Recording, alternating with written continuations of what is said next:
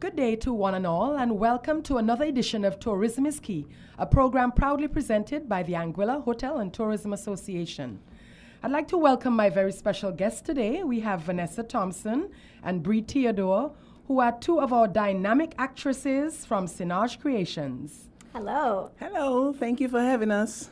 Well, Anguilla had some waves last week. We had waves both in the sea and also on the drama scene. We had the presentation of the Vagina Monologues, and I'd like to invite our two actresses who were integrally involved to give us a bit of history on the Vagina Monologues. Well, the Vagina Monologues is a play written by Eve Ensler after interviewing over 200 women. So there's something people may not know. The monologues are all true stories, okay? And the women were from all different backgrounds and sexualities and all different ages. The play first premiered in New York in 1996, and it includes various topics all surrounding female sexuality, the vagina. The play that we presented also had some original pieces, Exactly. which were written by our director, Colette Jones-Chin of Sinage Creations. She wrote them so that there would be more of a West Indian infusion into the monologues, because we are in Anguilla, we want to show some of our culture. And so since the play highlights sexuality, ideas on sexuality, how women perceive themselves, as well as abuse that women have endured, some of the monologues Colette wrote deal with that from a Caribbean perspective. So you would have seen things about drug trafficking, being used as mules, women that were being exploited, and also some more funny scenes. And then also we looked a little bit at colorism as well, which was another original piece. One of the ones I did, The Black in Me Hurts, was written by Colette. Wonderful. Yes, I realized you covered a range of themes and took your audience through a range of emotions. Definitely. I remember being very angry at some points, very humored, and it's really a range. Let's delve a little more into the different themes. Let's talk about the theme of abuse and how that was brought out through the pieces. Okay. All right, so abuse. Some of the places that dealt with abuse would have been My Vagina is a Village, which Crooked was Locks presented by Colette. Crooked Locks, which is presented by Amethyst. And, oh my gosh, I'm slipping the name. But Violation. Violation. Which I did. Which yeah. Bree did.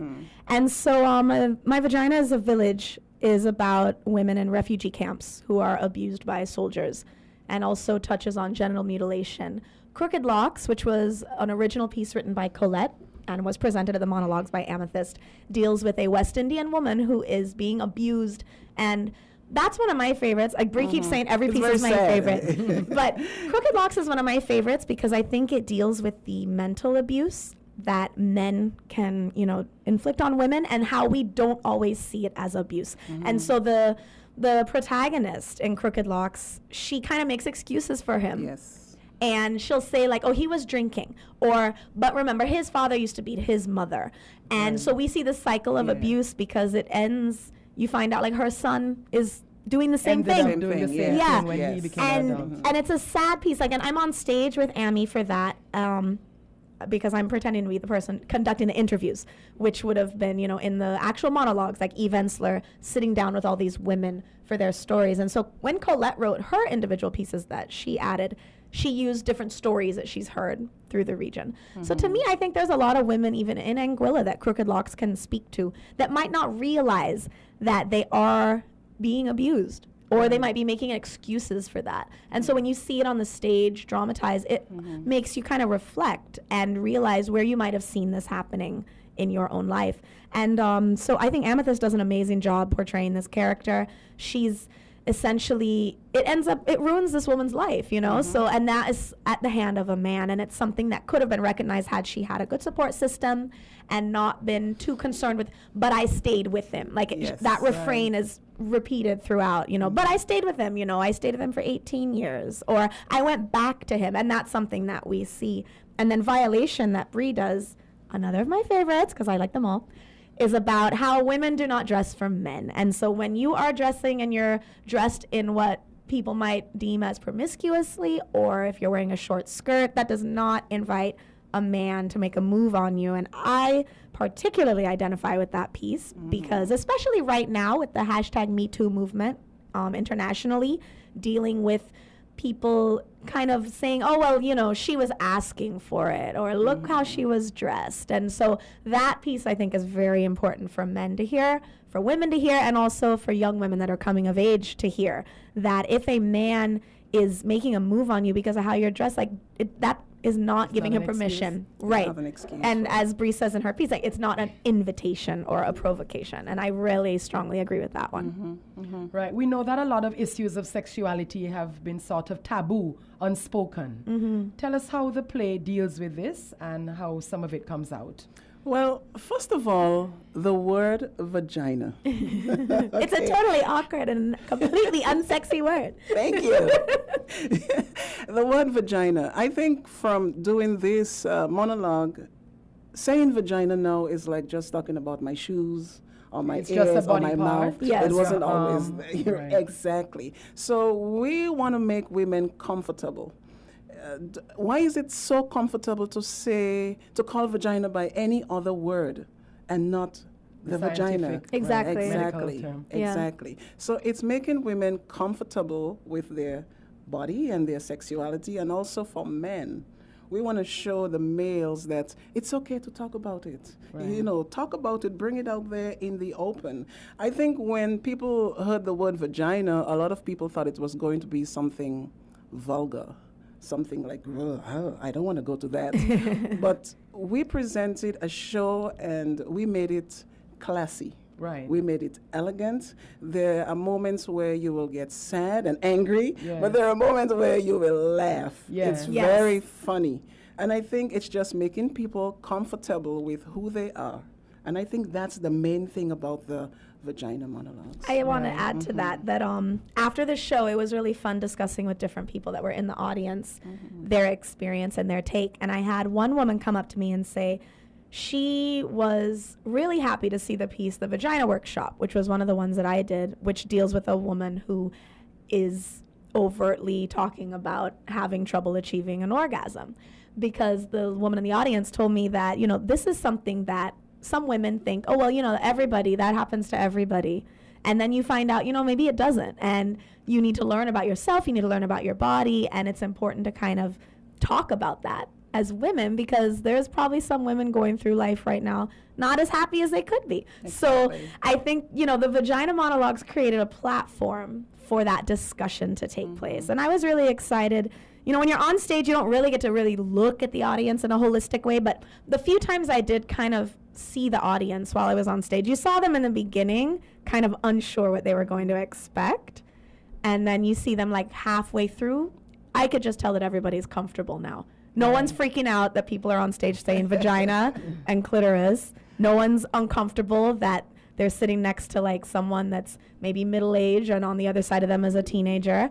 And I think at some point, just everything that was happening on stage just kind of unified everybody. So like everybody in the room was learning. And as an educator, that's something that I always try to look for. Like, is there a learning opportunity here? And I think that the Vagina Monologues really sets a stage, no pun intended, for a learning opportunity and Right. active discussion in our community, which is so important. And I think that if anybody didn't come because they were intimidated by the word vagina, that instead of not coming to the play, perhaps reflect on why you were intimidated by that word. Right. And, you know, it's something that we talk about in the pieces. So everybody either has a vagina or has come out of one. So there's no reason for you not to there's a feel connection there. Exactly. Yeah. So, and it should be something that you would want to learn about. And a lot of men seemed really excited about the things that they learned.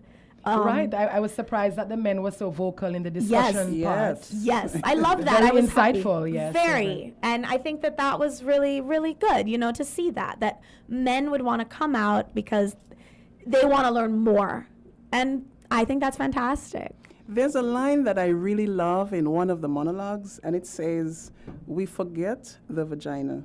What else would explain our lack of awe, our lack of reverence? And that particular line, it says so It much. resonated with Yes, you. exactly. Yes. Yes. Yeah.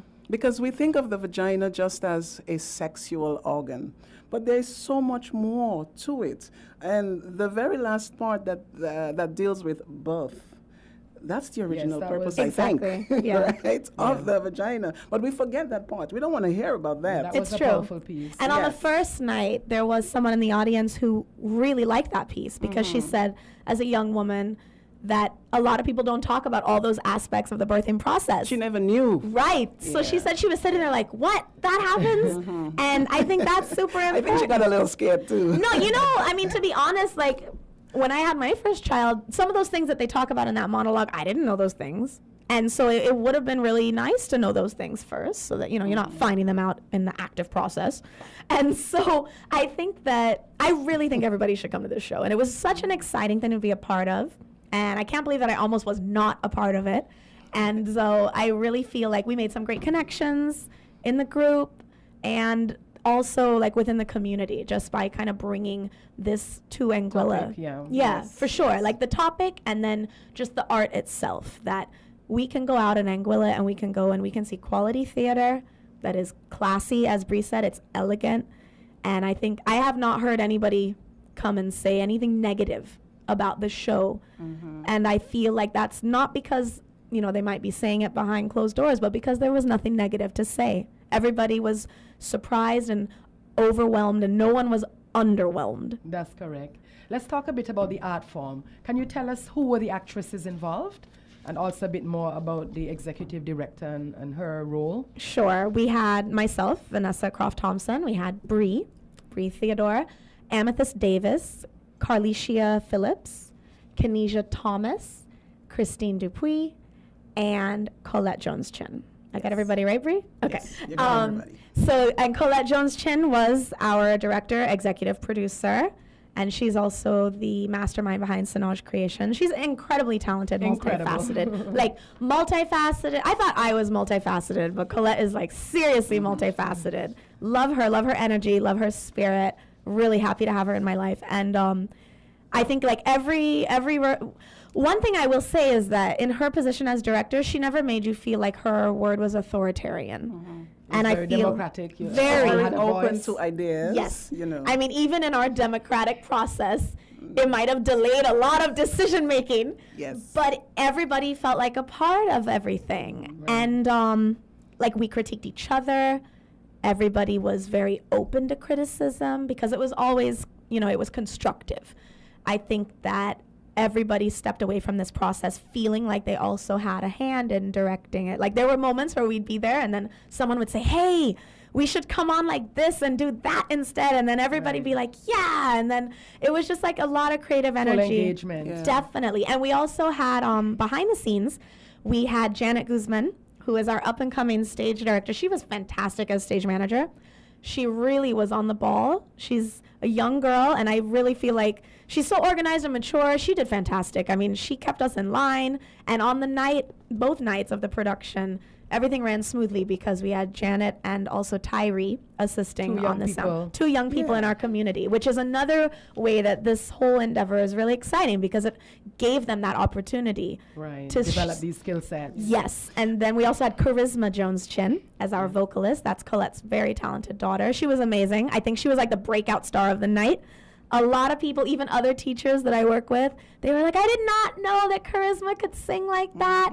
And I mean, she's really got a bright future ahead of her, and she did a fantastic job as well. And it just was kind of like an undercurrent through the show. Her pieces came back through with the live vocals and the songs that we all chose. Colette mainly chose them. A couple of us chose some songs, but Colette chose the soundtrack, which if you came, it was in your program.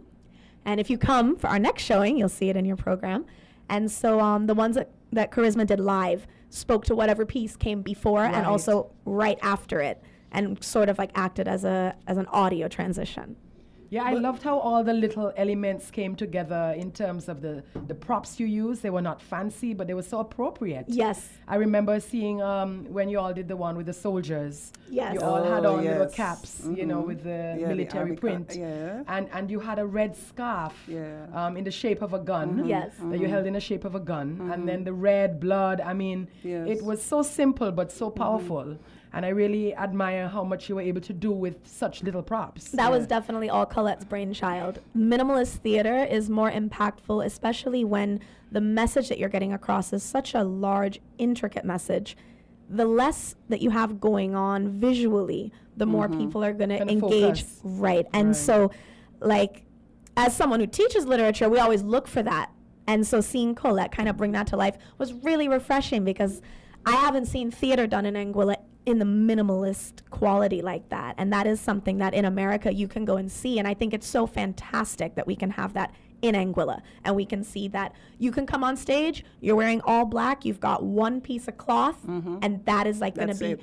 everything on the stage. And Y'all did a lot with scarves that night. Yes. Every monologue has a different color. I Right. don't know if you noticed Yes, that. yes. Everyone has a different color that goes with it. With the theme. And Yes. then we used red for the violent themed Yes, monologues. yes. or So, passionate, because exactly. violation also, Exactly. because so we had the one with the red scarves as the gun. It phases into the red scarves as the eye mask Right.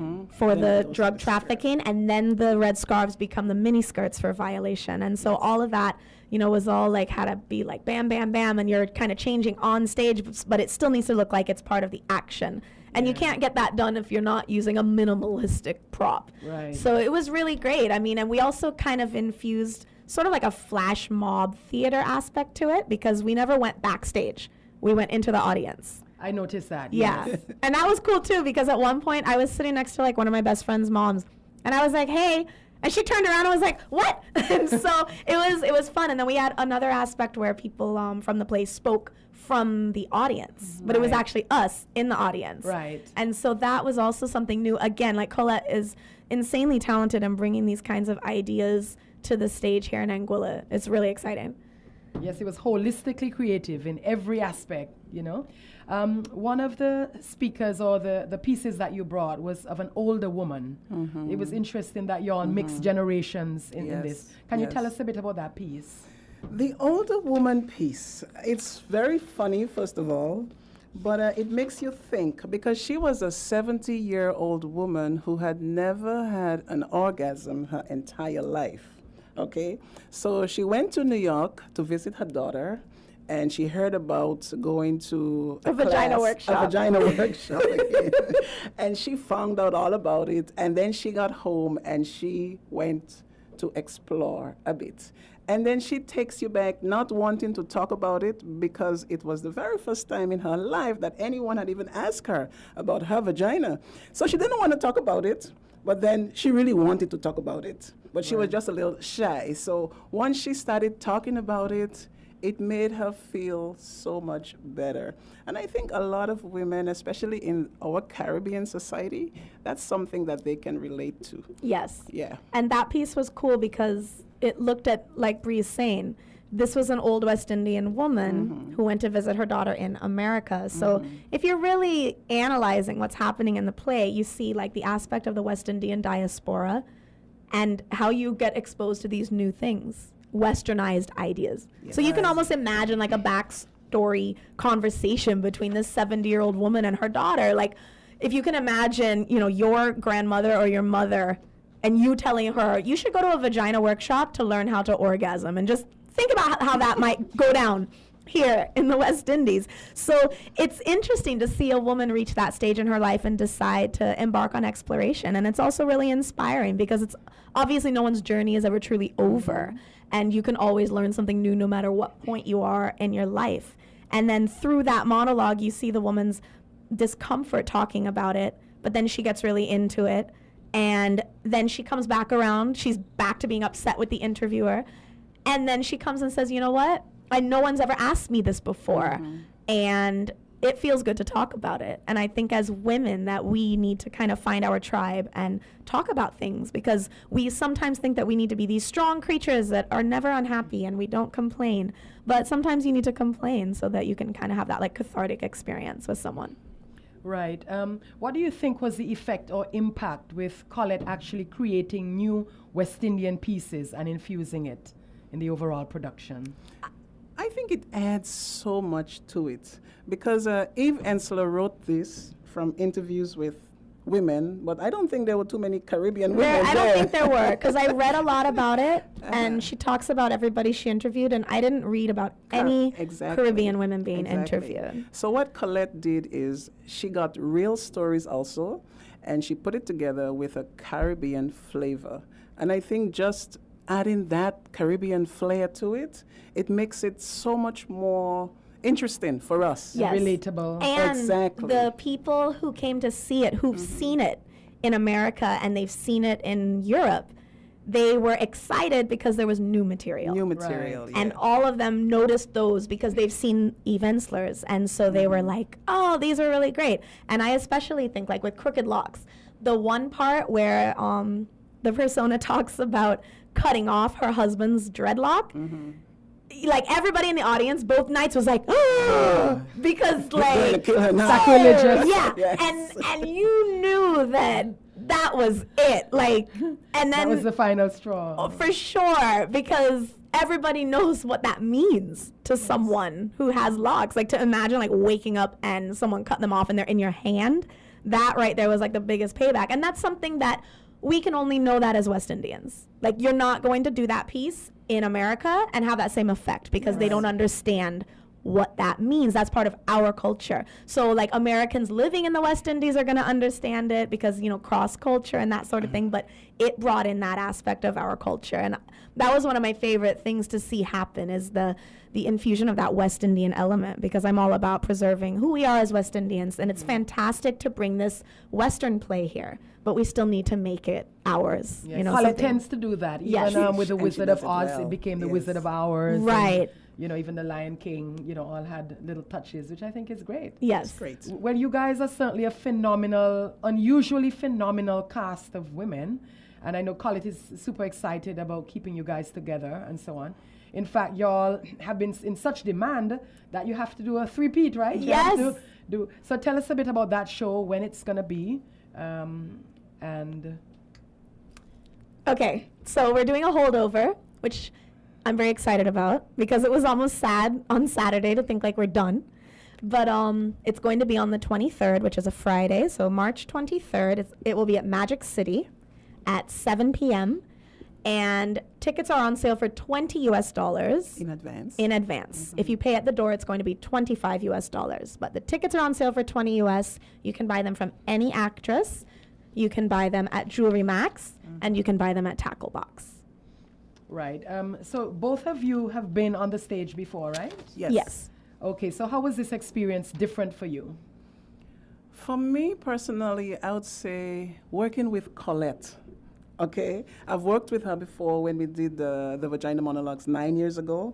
I was in that also. And I know working with her, she has a way of just bringing out the very best in you, because she gives you that independence. It's like we say the monologue and then she says, you know, feel comfortable to add a line that you really like. flexible. Exactly.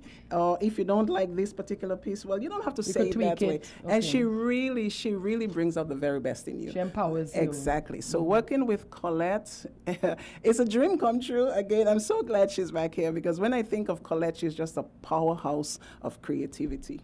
She really is. She really is. So being on stage this time with her, with all these talented ladies, where you don't have to worry, just focus on your part, because everybody else is going to Is bring doing it. the- yeah, they're Just doing their relax thing. and just focus on your part. And that, yeah, I think it made it easier for me, being on stage knowing everybody knows it, we're going to do this, and just to relax and to bring your very best. So, Wonderful. yeah. I feel the same way as Bree. This was my first time working with Colette, and to be honest, it was almost like I was working with myself, but like me in the next 20 years, like a 20-year version of me, because Colette is like vibrant and loud and energetic and artistic and like all over the place, and that is exactly how I am. And so it was really fun. And what I enjoyed best about it was, as Bree said, the creative enterprise. I've worked on stage many times before. As a child, when I lived in America, I was a child actress until I was 13, which some people know. Many of my students will bring to class, "Teacher, my mother say I used to be on TV," and so, like, I'm okay saying it now, like live, but I always worked with directors who were, you know, this was my vision, and this is how it's going to be done, and this is how you must do it. And working with Colette, it was like, this is my vision, but you're the one doing it. So what is your vision? Yeah. And I liked that. And I think that it really, as Bree said, it let you kind of get comfortable with your role. And which was great because the 3 monologues that I presented were like in 3 different dialects of English. Yes. So it was 3 different things I had to kind of think of doing. And the other thing was that because everybody in the cast is so talented and committed, I don't like being involved in something that is not going to be great. Yes. And a lot of times when you're in theater, you worry about what other people are going to do because it's going to reflect on you. Right. So for me, Vanessa saying I'm in this play, I don't feel comfortable promoting it if I don't think it's quality. Exactly. Because I don't want to be associated with something that's not quality. And so I never felt like that. And everybody was committed and everybody was just, really into their role. And the funny thing is that Friday night, which was our first showing, we were like, okay, well, time for the dress rehearsal because we'd never actually had a dress rehearsal. We'd only done like top-bottom run-throughs, which for people that aren't pieces. familiar, Yes. we would run like the first line and the last line of each piece just to do the transitions. We'd never actually run the show from top to bottom with all the scarf changes and that kind of thing. And so Friday night was our first time doing it, and it was flawless. It was literally flawless. And I attribute that to the talent on the stage, for sure. Everybody knew what they were supposed to be doing. And, of course, Janet, our stage manager, who knew what was supposed to be happening while that was going on. So there were never any lapses. And because she was at every practice, she knew what to do at every time. So if something looked like it was lapsing, it was filled. She knew. The thing with Jeanette, okay, she is 15 years old. Yep. From Stages, Anguilla. Yes. But she was the disciplinarian. Yes. She kept all the women in check. If we were chatting too much, because if you imagine 7 women talking about vaginas, we're going to get off track. Yes. And we got off track a lot. And she would just look up. Janet would be like, hello, we're supposed to be doing this right now. You guys said you want to leave here at 9:30. What's going on? And it was just like, okay, That's sorry, phenomenal. Janet. I just keep looking at her like she is not 15. I know. She is like 80 years old. She was telling us what to do. And so it was just really good that we were all, I swear to God, everybody was professional. And when I say professional, I mean like not amateur theater. This was professional theater, which I think the audience saw as well. I had people come that have seen theater all over the globe, and they said this was incredible. That people weren't even afraid to admit that they came, they bought a ticket for $25 US, came, drove all the way to West End, and sat down to see something they thought might have been mediocre.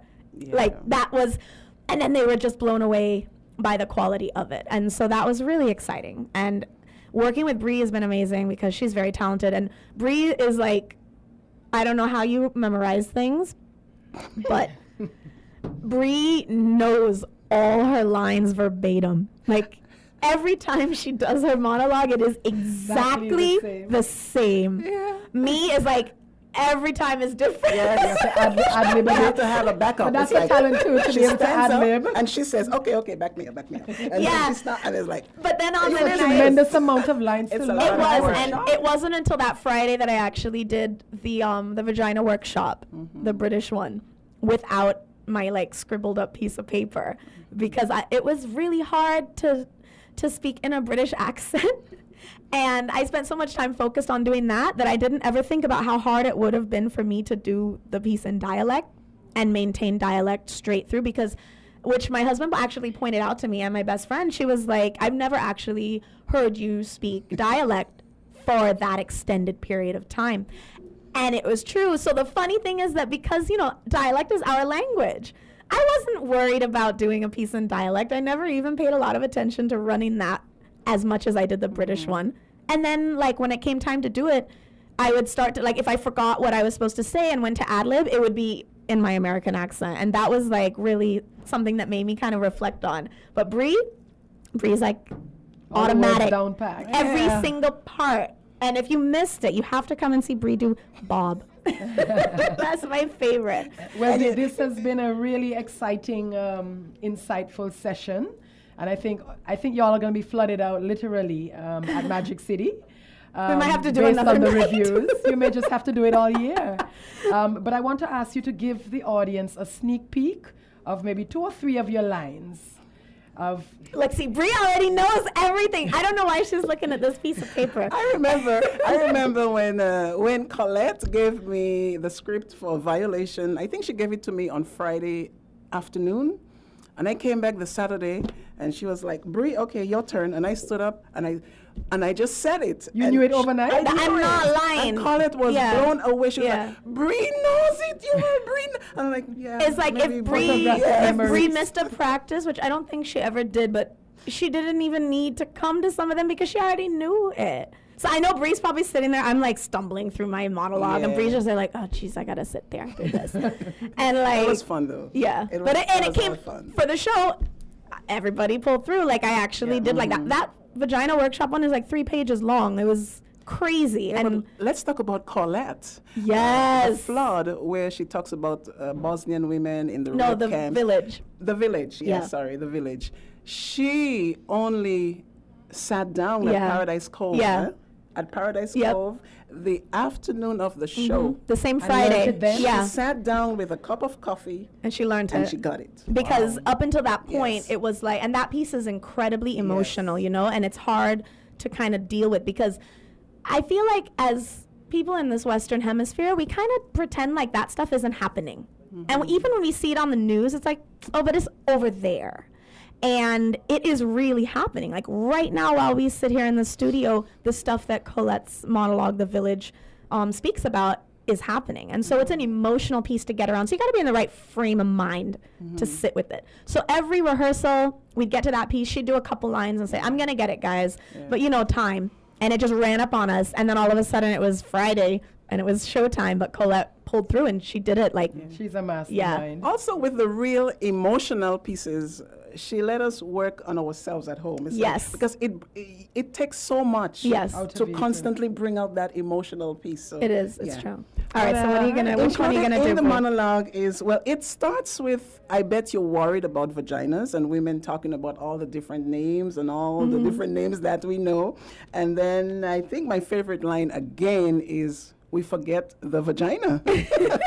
I have in that same piece. Well, it begins with I bet you're worried, Yes. which is like fitting because the majority of people sitting there are worried because they're coming to something called Vagina Workshop, Vagina Monologues. So they are worried, but it's like I bet you're worried about vagina. So that part I like. I also like the totally awkward, completely unsexy word part, which I feel like I've done like 5 times on the radio already, so Yeah. I won't do. And when we talk about periods, I like the part where she went to her mom and she asked, what's a period? yeah. And the mom said, it's a punctuation. You know, Right. Yeah, you so- put it at the end of a sentence. That part is really funny. Do it? Oh, Okay. Go ahead, Bree. No, Bree knows all hers. I'm gonna. Okay, I'm being I think the indicated part that I where need to she do work. says, I was about 7 or 8 years old when I first heard the word period. I went to my mom and asked, Mom, what is a period? It's a punctuation, she said. You put it at the end of a sentence. And again, it goes back to our upbringing as Caribbean children. We dare not go to mom and ask, what's that? It's They'll tell you, unspoken. Yes. be quiet. You know, don't say that. They never give you the real explanation true. until you get older and you get to find out things for yourself. You want us to say a line still, right? Yeah. Go ahead. All right, I'll do one from the Vagina Workshop, which is known for us in practice as the British one.